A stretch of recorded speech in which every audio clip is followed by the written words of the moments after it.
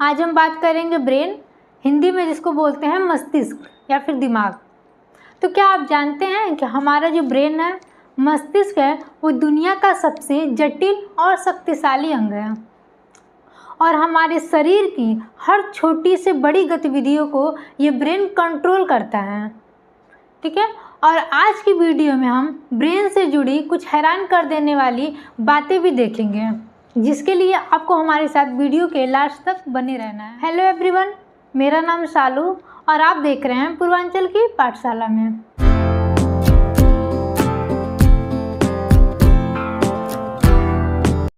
तो चलिए सबसे पहले हम देखेंगे कि दिमाग की संरचना कैसे है। इसको समझने से पहले देख लेंगे कि आज की वीडियो में हम लोग क्या क्या कवर करेंगे। पहला देखेंगे दिमाग की संरचना कैसी होती है, कौन कौन से पार्ट होते हैं, जिसमें से fore brain, mid brain, hind brain होते हैं। दिमाग की कोशिकाएं, दिमाग के अंदर कौन कौन सी कोशिकाएं होती हैं और उनका किस तरह का काम होता है, वो कोशिकाएं किस तरह से काम करती हैं। सेकंड क्या देखेंगे, ब्रेन के मुख्य कार्य, ब्रेन का मेन काम क्या होता है। फोर्थ नंबर पे देखेंगे ब्रेन से जुड़ी कुछ बीमारियां। फिफ्थ नंबर पे देखेंगे ब्रेन को हेल्दी रखने के कुछ टिप्स, किस तरह से कोई ऐसे उपाय देखेंगे जिससे हम अपने ब्रेन को क्या करते हैं, हेल्दी रख सकते हैं। और सिक्स नंबर पे हम लोग देखेंगे कुछ अमेजिंग फैक्ट, ब्रेन से रिलेटेड कुछ अमेजिंग फैक्ट जो शायद आपको ना पता हो। तो चलिए सबसे पहले हम स्टार्ट करते हैं दिमाग की संरचना से। हमारे दिमाग में 86 अरब न्यूरॉन्स होते हैं। न्यूरॉन्स का मतलब तंत्रिकाएं, कोशिकाएं जो सिग्नलिंग का काम करती हैं, जो सिग्नल भेजती हैं। और ये न्यूरॉन्स इलेक्ट्रिकल सिग्नल के जरिए एक दूसरे से जुड़े हुए होते हैं। ठीक है, एक दूसरे से इलेक्ट्रिकल सिग्नल के थ्रू जुड़े हुए होते हैं और जितने भी संदेश होते हैं वो सब एक दूसरे को क्या करते हैं, पास करने का काम करते हैं। सारे सिग्नल्स को भेजने का काम न्यूरॉन्स का होता है, यानी तंत्रिका कोशिकाएं का होता है। और जो न्यूरॉन्स होती हैं हमारे दिमाग के अंदर, हमारे ब्रेन में 86 अरब होती हैं की संख्या में होती हैं। हमारा जो ब्रेन है इसका वेट लगभग 1.2 से 1.5 kg तक होता है। और हमारे ब्रेन जो 80% पानी, फैट और प्रोटीन से मिलकर बना हुआ होता है। ठीक है, अभी चलिए भी देखते हैं कि ब्रेन के कितने हिस्से होते हैं। तो ब्रेन के 3 हिस्से होते हैं, fore brain, mid brain, hind brain. यहाँ हम स्ट्रक्चर से समझेंगे। ये हमारा ब्रेन है जिसमें से इस पार्ट को क्या बोलते हैं, फोर ब्रेन। जो सबसे बड़ा पार्ट होता है ये फोर ब्रेन होता है। ये आपका मिड ब्रेन होता है। ठीक है, यहाँ आपका जो पार्ट है ये आपका मिड ब्रेन होता है, जो मध्य वाला भाग होता है। और ये आपका हिंड ब्रेन होता है, जो पीछे का भाग होता है। ठीक है, फोर ब्रेन, मिड ब्रेन और हिंड ब्रेन। फोर ब्रेन जो ब्रेन का सबसे बड़ा हिस्सा होता है उसको फोर ब्रेन बोलते हैं, यानी अग्र मस्तिष्क, आगे का जो भाग होता है उसको बोलते हैं फोर ब्रेन। अब फोर ब्रेन के अंदर कौन कौन से, मतलब फोर ब्रेन के अंदर क्या क्या आते हैं। तो फोर ब्रेन के अंदर सेरिब्रम आते हैं, थैलेमस आते हैं और हाइपोथैलेमस। ये रहा आपका सेरिब्रम, ये आपका सेरिब्रम है, ये थैलेमस है और ये हाइपोथैलेमस है। ये 3 टाइप के जो पार्ट होते हैं ये आपके फोर ब्रेन के अंदर आते हैं। अब इनके क्या क्या काम होते हैं वो भी देख लेते हैं। तो जो आपका सेरिब्रम होता है उसका क्या काम होता है, सोचने का। जो हम सोचते हैं, कोई भी चीज़ को सोचते हैं या फिर सीखते हैं भी, किसी भी काम को, जब किसी भी चीज़ को हम सोचते हैं या फिर जो सीखते हैं उसको सोचना या फिर सीखना, उसको कंट्रोल करने का काम किसके थ्रू होता है, तो सेरिब्रम के थ्रू। सेरिब्रम में क्या करता है, हमें सोचने की शक्ति प्रोवाइड करती है, क्षमता प्रोवाइड करती है, हमें समझने की मतलब किस तरह से सीखना है उसको भी प्रोवाइड करती है। जो हमारी भाषा है, भाषा को क्या बोलना है, किस तरह से बोलना है, उसको भाषा कोई बोल रहा है उसको किस तरह से समझना है, उसको भी कंट्रोल कौन करता है, सेरिब्रम।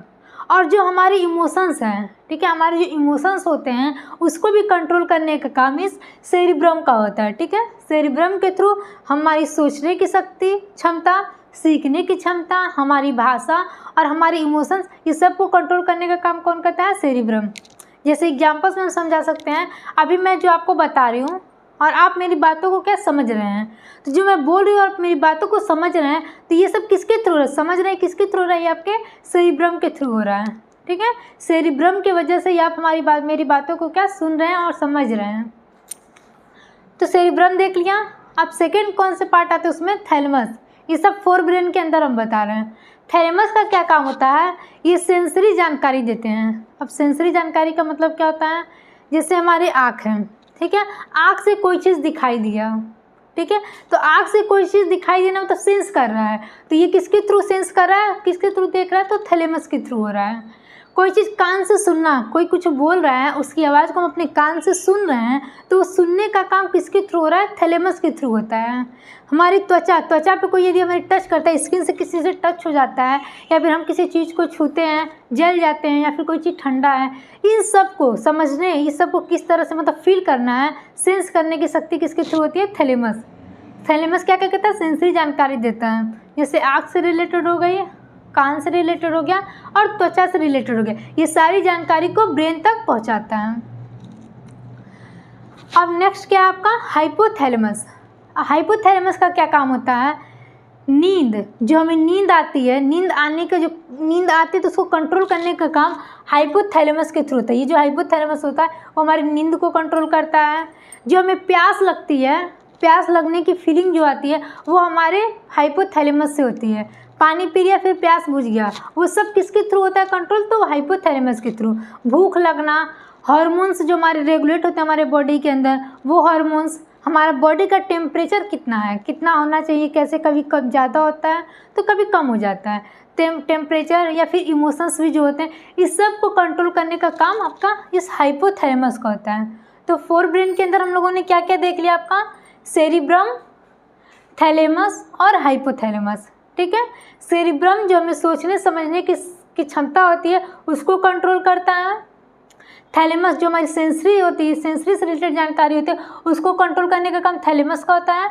और जो हाइपोथैलेमस होता है वो हमारे भूख, हार्मोन्स, बॉडी का टेम्परेचर, नींद, प्यास, इन सब को कंट्रोल करने का काम हाइपोथैलेमस का होता है। ये तीन हो गया। अब सेकंड हम लोग कौन सा देखेंगे, मिड ब्रेन। मिड ब्रेन के पार्ट कौन सा होता है, जो मध्य में स्थित होते हैं उसको मध्य मस्तिष्क कहते हैं। जो सबसे छोटा हिस्सा होता है ये आपका मिड ब्रेन है और ये सबसे छोटा हिस्सा होता है। ये मिड ब्रेन का क्या काम होता है, जो हमारे आँखों के द्वारा कोई चीज़ देखी हुई रहती है उसको, और जो हमें कानों से सुने रहते हैं, ठीक है, उससे आने वाली जानकारी को प्रोसेस करता है और फिर उसको प्रोसेस करता है और मूवमेंट को नियंत्रित करता है, ठीक है। हम किसी भी प्रकार का मूवमेंट कर रहे हैं, जैसे मान लीजिए हम आँखों से कोई चीज़ देख लिए, ठीक है, अब आँखों से देखा तो वो तो सेंस हमने कर लिया थैलेमस के थ्रू, लेकिन अब वो आँखों से क्या चीज़ देखा ये हमारे ब्रेन को कौन समझा रहा है, तो ये मिड ब्रेन का काम। मिड ब्रेन से क्या करते हैं, हम कोई चीज़ को समझते हैं, वो प्रोसेस करता है। आइज से मैंने पेन देख लिया, बुक देख लिया, घर देख लिया, ये सब क्या प्रोसेस करने का काम कौन करता है, तो मिड ब्रेन के थ्रू होता है। मूवमेंट करना, किसी भी काम, मतलब कोई भी काम करने, किसी भी काम को करने के लिए जो मूवमेंट होता है हमारी बॉडी के, वो सब मिड ब्रेन के थ्रू होता है, ठीक है। किसी की बातें हम कान से सुनते हैं, अब कान से सुनने के बाद उसको रिप्लाई करना है, वो क्या बोला और उसको किस भाषा में हमको रिप्लाई करना है, वो सब कंट्रोल करने का काम किसका होता है, तो मिड ब्रेन। अब थर्ड नंबर पे आपका क्या होगा, हिंड ब्रेन, जिसको पश्च मस्तिष्क बोलते हैं, जो पीछे के टाइप में स्ट्रेट होता है, इसको क्या बोलते हैं, हिंड ब्रेन। हिंड ब्रेन में कौन कौन सा मतलब क्या क्या आता है आपका, तो सेरिबेलम आता है, ठीक है, सेरिबेलम आता है और ब्रेन स्टेम आता है। ये दोनों हिंड ब्रेन के अंतर्गत आता है। ये आपका हो गया सेरिबेलम और ये आपका हो गया ब्रेन स्टेम, ये दोनों आपके हिंड ब्रेन के अंतर्गत आते हैं।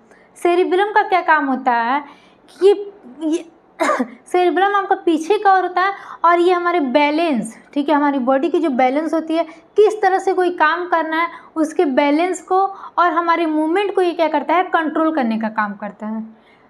अब बैलेंस और मूवमेंट का मतलब क्या, कि मान लीजिए हम दौड़ रहे हैं, ठीक है, हम दौड़ रहे हैं तो ये मूवमेंट किस तरह से दौड़ रहे हैं, अपनी बॉडी को किस तरह से बैलेंस कर रहे हैं, वो सब कंट्रोल किसके थ्रू होता है, तो सेरिबेलम के थ्रू होता है। सेरिबेलम भी बोल सकते हैं या फिर सेरिबेलम बोलते हैं। तो सेरिबेलम के थ्रू क्या होता है कि हमारी बॉडी की जो मूवमेंट होती है या फिर जो बैलेंस होती है वो इसके थ्रू कंट्रोल होता है। चलना, हम चल रहे हैं या फिर साइकिल जो चलाते हैं, ये जितने भी कंट्रोल्स होते हैं, ये जितनी भी क्रियाएं होती हैं, ये सब सेरिबेलम के थ्रू क्या होते हैं, कंट्रोल किए जाते हैं। अब इसमें सेकंड क्या है, ब्रेन स्टेम। ब्रेन स्टेम का क्या काम है, ये सबसे ज़रूरी है, ठीक है। ब्रेन स्टेम हमारी बॉडी के लिए सबसे ज़्यादा ज़रूरी है और सबसे छोटा हिस्सा भी होता है। ब्रेन स्टेम सबसे छोटा होता है और सबसे ज़्यादा ज़रूरी होता है। ये हमारी बेसिक लाइफ मतलब बेसिक लाइफ का फंक्शन है। बेसिक लाइफ में क्या होता है, हम डेली के रूटीन में सांस लेते हैं, ठीक है। तो सांस जो ले रहे हैं, छोड़ रहे हैं, ये सब कंट्रोल किसके थ्रू हो रहा है, ब्रेन स्टेम के थ्रू। इसमें मेडुला आपका आ जाता है, ये सारा इस ब्रेन स्टेम के थ्रू आएगा। तो सांस लेना छोड़ना जो भी चीज़ है वो सब आपके ब्रेन स्टेम के थ्रू क्या होते हैं, कंट्रोल होते हैं। दिल की धड़कन, ठीक है, ये जो हमारा हार्ट बीट हो रहा है, हार्ट बीट को रेगुलेट करने में भी किसका काम हो रहा है, कौन कंट्रोल कर रहा है उसको, तो ब्रेन स्टेम। ब्रेन स्टेम के थ्रू सांस लेते हैं। दिल की धड़कन जो होती है वो ब्रेन स्टेम के थ्रू होता है। और जो हमारी ब्लड बीपी और जो हमारे बीपी होते हैं यानी ब्लड प्रेशर, ठीक है, ब्लड प्रेशर मतलब ब्लड किस तरह से हमारे हार्ट में जाते हैं, वो पंप होता है, फिर वो फिर बाकी शरीर के बाकी पार्ट्स तक जाते हैं, सेल्स तक जाते हैं। तो किस तरह से उनको कंट्रोल करना होता है वो सब भी किसके थ्रू होता है, ब्रेन स्टेम के थ्रू। तो ब्रेन स्टेम किसको कंट्रोल करता है, सांस लेने का, डेली जो लाइफ हमारी होती है, दिल का धड़कना, वो सब कंट्रोल ब्रेन स्टेम के थ्रू हो रहा है। और बीपी को भी क्या करता है, रेगुलेट करने में वो सब कंट्रोल ब्रेन स्टेम का होता है, ठीक है। इस तरह से हम लोगों ने 3 पार्ट देख लिया ब्रेन के, फोर ब्रेन, मिड ब्रेन और हिंड ब्रेन। तीनों में कौन कौन से पार्ट आते हैं उसको भी हम लोगों ने कवर कर लिया। अगर हम आसान शब्दों में कहें तो सेरिब्रम का क्या काम होता है, सोचना समझना। सेरिबेलम का क्या काम होता है, शरीर को चलाना, किस तरह से हमारे शरीर को चलाना, वो सेरिबेलम का काम होता है। और जो ब्रेन स्टेम होता है वो हमें जिंदा रखने के लिए हमारा ब्रेन स्टेम काम करता है, ठीक है। दिमाग की संरचना हो गई। अब सेकेंड हम लोग देखेंगे कि दिमाग की कोशिकाएं, हमारे ब्रेन में कौन कौन सी कोशिकाएं पाई जाती हैं। तो ब्रेन में 2 टाइप्स की कोशिकाएं पाई जाती हैं, 2 टाइप के सेल्स होते हैं, जिसको फर्स्ट बोलते हैं न्यूरॉन सेल और सेकेंड है आपका ग्लियल सेल्स। न्यूरॉन सेल्स और ग्लियल सेल्स। न्यूरॉन सेल्स का क्या काम होता है, वो संदेश का आदान प्रदान करता है, ठीक है। कोई भी संदेश होता है उसको आदान और प्रदान करने का काम न्यूरॉन्स का होता है। हमें रास्ते में चल रही हूँ, कोई चीज़ गिरा हुआ है तो उसको उठाना है कि नहीं उठाना है। अगर दिखा, उसको सामान हमें गिरता हुआ दिखा, वो दिखने का काम भी क्या न्यूरॉन्स क्या करें, शेयर करें दिमाग के पास, माइंड के पास हमारे। फिर उस चीज़ दिखा, उसको उठाना है, उठा के कहाँ रखना है, इन सब का संदेश का आदान प्रदान कौन करता है, तो न्यूरॉन्स के थ्रू होता है। और जो आपका ग्लियल सेल्स होता है वो सपोर्ट प्रोवाइड करता है, ठीक है। हमारे ब्रेन को सपोर्ट प्रोवाइड करने का काम ग्लियल सेल्स का होता है। और ब्रेन को न्यूट्रिएंट्स भी चाहिए, ठीक है, उसको काम करने के लिए न्यूट्रिएंट्स की भी तो नीड होती है। तो जो न्यूट्रिएंट्स की नीड होती है वो उसको कौन प्रोवाइड करता है, तो ग्लियल सेल्स, ठीक है। ब्रेन की 2 सेल्स होती हैं, न्यूरॉन्स और ग्लियल्स। तो दिमाग की कोशिकाएं हम लोगों ने देख लिया। अब देखेंगे ब्रेन के मुख्य कार्य। ब्रेन के मुख्य कौन कौन से कार्य होता है वो तो हम लोग पहले ही बता दिए संरचना में, लेकिन आगे एक नॉर्मल्स में हम लोग समझ लेंगे कौन कौन से कार्य होते हैं, फंक्शन क्या क्या है। सोचना और निर्णय लेने की क्षमता, ठीक है, किस प्रकार से क्या काम करना है, अगर वो समझ लिए फिर उसको निर्णय लेना है, ये सब किसके थ्रू कंट्रोल, तो ब्रेन का काम होता है, फंक्शन होता है।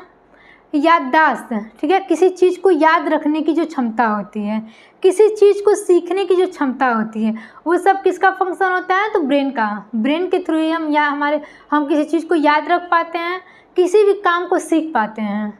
हमारे जो इमोशंस होते हैं, ठीक है, इमोशंस भी एक तरह से मेन फंक्शन है ब्रेन का। जैसे खुशी, किसी चीज़ को देख के बहुत ज़्यादा हम हैप्पी हो गए, किसी चीज़ को देख के बहुत ज़्यादा गुस्सा हो गया, डर हो, मतलब सैड हो जाना, डर जाना, गुस्सा हो जाना, ये सब इमोशंस किसके थ्रू हो रहा है, तो ब्रेन के थ्रू होता है। फोर्थ क्या है आपका, नींद लगना, ठीक है, नींद आना या फिर जगना, नींद से उठना, फिर नींद आना, सोना, ये सब किसके का फंक्शन होता है, ये सब ब्रेन का फंक्शन होता है। मूवमेंट करना, संतुलन, हार्मोन्स का रेगुलेशन करना, ये सब ब्रेन का काम होता है, फंक्शन होता है। शरीर के तापमान को, शरीर का जो टेम्परेचर होता है उसको नियंत्रण करने का काम भी हमारे ब्रेन का होता है। दिल की धड़कन, जो दिल हमारा धड़कता है उसका भी फंक्शन कौन करता है, ब्रेन के थ्रू होता है।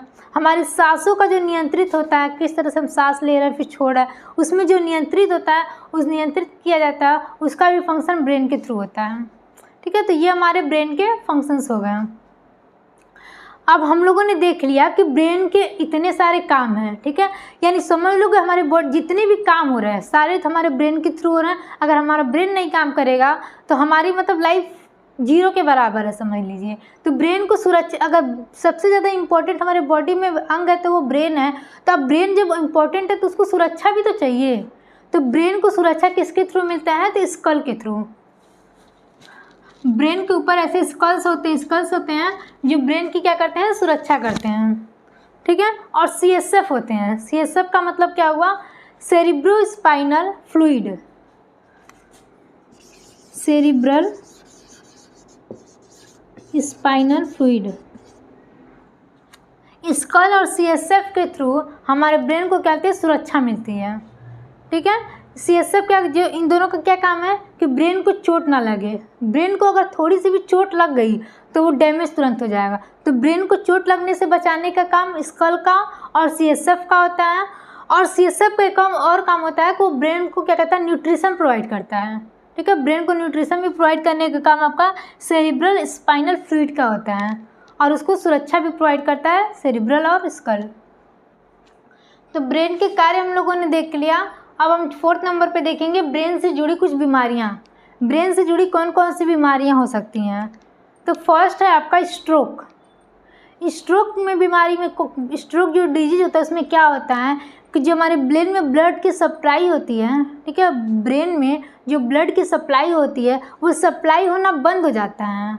और जब ब्रेन में ब्लड की सप्लाई होना बंद हो जाएगा तो हमारा ब्रेन क्या होगा? डैमेज हो जाएगा और इस केस में हमारी डेथ भी हो सकती है। ब्रेन डैमेज हो जाएगा तो डेथ हो जाएगी। तो सबसे ज़्यादा बीमारी सबसे मतलब खतरनाक कौन सा है? डेंजरस कौन सा है? तो स्ट्रोक है। सेकेंड नंबर पे ब्रेन से जुड़ी कौन सी बीमारी है? एपिलेप्सी, ठीक है। एपिलेप्सी, इसमें क्या होता है? ये जब बीमारी होती है तो मिर्गी के दौरे पड़ते हैं, ठीक है। जो मिर्गी के दौरे पड़ते हैं, इंसान गिर जाता है, क्योंकि आँख को देखे चाहे किसी भी चीज़ को, जो मिर्गी आती हैं वो उसको एपिलेप्सी बीमारी कहते हैं, डिजीज कहते हैं। और ये किसके कारण होता है? तो ब्रेन के कारण होता है। ब्रेन में हमारे सेल्स काम करना बंद कर देंगे या फिर कोई भी प्रॉब्लम्स होगी तो हमें मिर्गी के दौरे आएंगे और हमें एपिलेप्सी की बीमारी हो सकती है। 3rd नंबर पे आपका आएगा अल्जाइमर। अल्जाइमर्स डिजीज़ में क्या होता है कि इंसान की जो याददाश्त होती है वो कमज़ोर होने लगती है। वो हर चीज़ को भूलने लगता है। कोई भी काम तुरंत किया और तुरंत उस काम को वो तुरंत 5 मिनट बाद आप पूछोगे तुरंत वो भूल जाएगा, यानी उसकी याददाश्त में कमी होने लगेगी। उस बीमारी को क्या बोलेंगे? अल्जाइमर्स। और ये ब्रेन से जुड़ी बीमारियाँ हैं। 4th नंबर पे हो गया आपका पार्किंसन। पार्किंसन डिजीज़ क्या होता है? इसमें जो हमारी मांसपेशियाँ होती हैं, ठीक है, हमारी जो मसल्स होती हैं उस पर नियंत्रण कम हो जाता है। हमारी मसल्स पर नियंत्रण हमें कम होने लगता है। एक समझ लो कि इंसान पागल, जो कहते हैं ना पागल होने, क्योंकि उनका मांसपेशियों पे नियंत्रण नहीं हो पाता है, वो पागल होने लगते हैं धीरे धीरे, तो उसको पार्किंसंस बोलते हैं। ये सब हमारे ब्रेन के कारण होता है। और जो 5th नंबर पे है वो आपका है ब्रेन ट्यूमर, ठीक है। ब्रेन ट्यूमर भी आपके ब्रेन से जुड़ी बीमारियाँ। इसमें होता क्या है कि हमारी जो ब्रेन की सेल्स होती हैं, जिस ब्रेन के समय असामान्य अवस्था में क्या होते हैं, वो ग्रोथ करने लगती हैं। बहुत ज़्यादा जब सेल्स ग्रोथ करने लगेंगे दिमाग में तो उससे क्या होगा? हमें ब्रेन ट्यूमर होने की प्रॉब्लम्स हो जाती हैं। तो ये सब हम लोगों ने देख लिया कि ब्रेन से जुड़ी कुछ समस्याएं, कौन कौन सी समस्याएं आ सकती हैं। अब अगर हम अपने ब्रेन को केयर नहीं करेंगे, इतनी सारी प्रॉब्लम्स क्रिएट हो जाएगी। और अभी भी हम लोग ये भी देखा कि ब्रेन से क्या क्या हमें मतलब फ़ायदे होते हैं, बेनिफिट क्या क्या होते हैं। जब इतने सारे बेनिफिट्स भी हो रहे हैं और ब्रेन से थोड़ी भी अगर हम लोग लापरवाही करते हैं तो बहुत सारी बीमारियां भी हो सकती हैं। तो हम अब देखेंगे कि दिमाग को जो हेल्दी रखें, किस तरह से हेल्दी रखें, ठीक है। अपने दिमाग को किस तरह से हेल्दी रखें, उससे जुड़ी हमें कोई बीमारियां भी नहीं हो और हमारा जो दिमाग है, ब्रेन है, बहुत अच्छी तरह से काम कर सकें। तो जो सबसे फर्स्ट नंबर पे आएगा, 5th नंबर पे क्या होगा? ब्रेन को हेल्दी रखने के टिप्स हैं। यदि हम अपने दिमाग को हमेशा तेज, ठीक है, यदि हम अपने दिमाग को हमेशा तेज और हेल्दी रखना चाहते हैं तो इन आदतों को अपनाना पड़ेगा। कुछ ऐसी आदतें हैं जिसको अपनाना पड़ेगा। जैसे 1st नंबर पे क्या होगा? हमें पर्याप्त मात्रा में नींद लेनी चाहिए। नींद में कितने? 7 से 8 आवर्स, ठीक है। 7 से 8 आवर्स तक पर्याप्त मात्रा में नींद लेंगे, जिससे क्या होगा? हमारा ब्रेन क्या होगा? एकदम स्वस्थ रहेगा, हेल्दी रहेगा। 2nd नंबर पे क्या होगा कि डेली एक्सरसाइज करना है। डेली लाइफ में एक्सरसाइज और मेडिटेशन को इंक्लूड करेंगे। मेडिटेशन करने से क्या होगा कि हमारे स्ट्रेस जितने रहेंगे वो सब दूर हो जाएंगे। आज के टाइम में हर कोई हर एक छोटी छोटी चीज़ को लेकर स्ट्रेस ले रहा है। बहुत लोग तो इतना ज़्यादा स्ट्रेस ले रहे हैं, इतना एंजाइटी हो रहा है कि वो लोग सुसाइड भी कर ले रहे हैं। ठीक है, तो स्ट्रेस अगर होती है तो स्ट्रेस को कम करने के लिए मेडिटेशन करना चाहिए, जिससे हमारा ब्रेन क्या होगा, हेल्दी रहेगा और हमारे माइंड में कुछ भी उल्टा सीधा क्वेश्चंस नहीं आएंगे, कुछ भी उल्टा सीधा सवाल नहीं आएंगे, जिससे हमें ब्रेन से रिलेटेड कोई भी बीमारियां नहीं होगी। सेकेंड नंबर पे, थर्ड नंबर पे क्या होगा, हेल्दी डाइट। हेल्दी डाइट का सेवन करना चाहिए, जैसे ड्राई फ्रूट्स जो होते हैं, ड्राई फ्रूट्स का यूज करना चाहिए, हरी सब्जियों का यूज करना चाहिए। ओमेगा 3 कैप्सूल आता है, उसके भी सेवन से क्या होगा, हमें हमारी शरीर, हमारी ब्रेन जो होगी वो हेल्दी रहेंगी।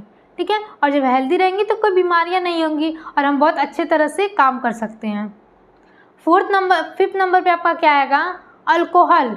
ठीक है, जो अल्कोहल का लोग सेवन करते हैं, स्मोकिंग का सेवन जो लोग कर रहे हैं, और ड्रग्स, ये चीज़ें तीन तो जो आज के टाइम में नॉर्मल हो गई हैं। अल्कोहल का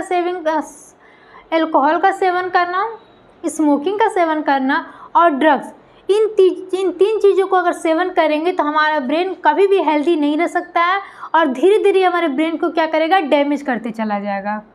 इसीलिए हमें अल्कोहल का सेवन बिल्कुल भी नहीं करना चाहिए, स्मोकिंग नहीं करना चाहिए और ड्रग्स यानी किसी भी तरह का नशा करने से बचना चाहिए, जिससे हमारी ब्रेन क्या होगी, हेल्दी रहेगी। और जो सबसे मोस्ट इम्पॉर्टेंट मैं बता रही हूँ, तो सबसे ज़्यादा इम्पोर्टेंट क्या है कि हमें हमेशा पढ़ाई करते रहना चाहिए। ठीक है, पढ़ाई करते रहना चाहिए, किताबें पढ़नी चाहिए, नई चीज़ें सीखनी चाहिए। इससे क्या होता है कि जितना ज़्यादा हम अपने दिमाग को, जो माइंड हमारा, उसको जितना ज़्यादा हम यूज करेंगे, उतना ही ज़्यादा हमारा ब्रेन क्या है, तेज़ होते जाएगा और हेल्दी रहेगा। जितना ज़्यादा हम ब्रेन को अपना यूज करेंगे, उतना ज़्यादा हमारा ब्रेन हेल्दी रहेगा और तेज़ भी रहेगा।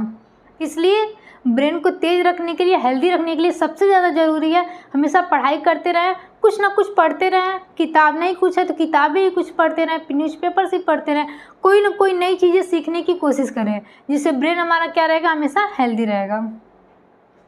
तो यहाँ तक हम लोग का वीडियो कवर हो गया, लेकिन अभी भी मैंने लास्ट में बताया था आपको कि कुछ ब्रेन से रिलेटेड मैं कुछ अमेजिंग फैक्ट्स बताऊंगी जो शायद आपको ना पता हो। तो चलिए ब्रेन से रिलेटेड कुछ अमेजिंग फैक्ट्स देखते हैं। फर्स्ट क्या है आपका, हमारे ब्रेन में लगभग 86 अरब न्यूरॉन्स प्रेजेंट होते हैं। ठीक है, ब्रेन में 86 अरब न्यूरॉन्स होते हैं। सेकेंड, हमारा जो ब्रेन है वो डेली 20% ऑक्सीजन और एनर्जी हमारे बॉडी से ले लेता है। हमारे बॉडी के अंदर एनर्जी और ऑक्सीजन हमेशा बनता रहता है, जिसमें से 20% ऑक्सीजन और एनर्जी को कौन ले लेता है, तो ब्रेन ले लेता है। थर्ड नंबर, जो हमारा ब्रेन है वो 1 सेकेंड में हज़ारों सिग्नल्स को प्रोसेस कर सकता है, यानी हज़ारों चीज़ें जो हमारे ब्रेन के अंदर चल सकती हैं 1 सेकेंड में। हमारी याददाश्त की जो क्षमता होती है वो अनलिमिटेड होती है। ठीक है, याद करने की जो हमारे अंदर क्षमता होती है हमारे ब्रेन के अंदर, वो अनलिमिटेड होती है और सीमित होती है। बहुत सारे हम वन टाइम में बहुत सारी चीज़ों को हम याद कर सकते हैं। और जो सबसे अनोखी बात मैं बता रही हूँ, वो सबसे मेन क्या है कि हमारे जो दिमाग है वो खुद दर्द को महसूस नहीं करता है। ठीक है, हमारा ब्रेन के अंदर वो खुद दर्द को महसूस नहीं करता है। मतलब अगर ब्रेन के अंदर, अगर हमारे ब्रेन में ब्रेन की सर्जरी भी हो तो भी हमारा जो ब्रेन होता है वो दर्द को महसूस नहीं कर सकता है। अब आप सोचोगे कि जो सिर में दर्द होता है वो कौन सा दर्द होता है, ब्रेन नहीं, ब्रेन का दर्द नहीं है। तो जो हमारे सिर में होने वाला दर्द होता है वो ब्रेन की वजह से नहीं होता, ब्रेन फील नहीं करता है, बल्कि ब्रेन के आसपास जो ब्लड वेसल्स होते हैं, जो मसल्स होते हैं या फिर नर्व होते हैं, उन सबसे वो दर्द आता है, जिसको ब्रेन क्या समझता है कि सिर दर्द है। ठीक है, वो सर दर्द समझ करके तब सिग्नल देता है, लेकिन ब्रेन के अंदर दर्द कभी नहीं होता है। तो इस प्रकार से हमारा ब्रेन जितना ज़्यादा रहस्यमयी है उतना ही ज़्यादा शक्तिशाली भी है। यदि हम हमारे ब्रेन को सही तरीके से यूज करेंगे तो यह हमारी ज़िंदगी को बदल भी सकता है। Thank you.